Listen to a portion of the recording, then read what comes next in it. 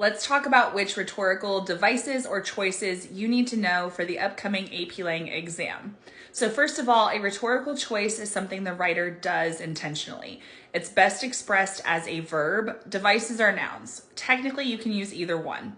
Let me tell you some of the ones that are most common. Now, these are not all going to be in every passage, but it could help you know what to look for.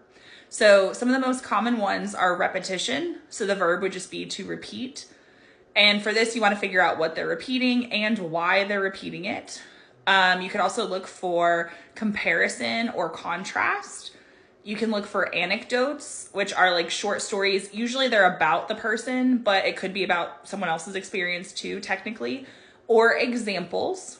Now, some of the ones that you might find that are a little bit harder to write a whole paragraph about would be like allusion, when they're referencing something famous or well-known, and rhetorical questions. Usually you can just call them a question. And so you might notice those, but it might be harder to write about that.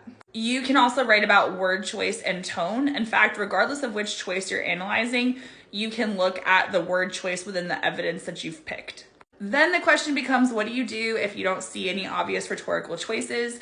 Ask yourself, what is the speaker doing in the beginning, middle, and end? Some good verbs to know in case you don't see any obvious rhetorical choices would be acknowledges, presents, and showcases. Those are pretty versatile. If you want more help with this, search for Coach Hall Writes Common Rhetorical Devices. And I have two videos, one's from like 2020 and one is from either this year or last year, that will give you a little bit more detailed explanation to help you prepare for the upcoming exam.